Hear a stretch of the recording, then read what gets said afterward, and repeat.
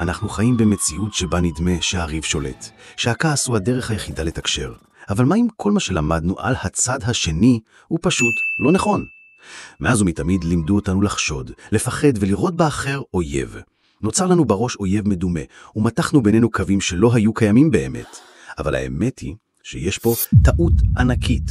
הטעו אותנו. מאחורי כל תיוג יש אדם עם לב, חלומות ורצור טוב.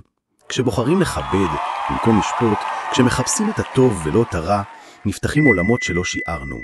פתאום מגלים שהשכן ממול, שחשבנו שהוא שונה כל כך, דווקא דואג בדיוק לאותם דברים שאתם דואגים להם. שהצעיר עם הדעות המנוגדות חולם על עתיד דומה לשלכם. אמפתיה היא המפתח, היכולת להיכנס לנעליים של האחר, להבין את הסיפור שלו, את הכאבים והשמחות שלו. הטוב הזה, ברגע שהוא מתחיל, הוא מתפשט. מעשה אחד של כבוד מוליד שניים, שניים מולידים 10, ו10 מולידים תנועה שלמה. הרגע שבו אנחנו מבינים שלא הטעו אותנו, אלא בחרנו להאמין בנרטיב המפלג. הגיע הזמן לשנות את הנרטיב, הגיע הזמן לפעול. בואו נחפש את הטוב בזולת בכל הכוח. אל תיתנו למחלוקות להגדיר אתכם, אל תיתנו לפחד לשתק אתכם. פגשו, הקשיבו וגלו את האדם שמאחורי התווית. השינוי מתחיל בנו.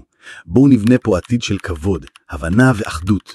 ביחד אנחנו חזקים יותר, ביחד אנחנו טובים יותר.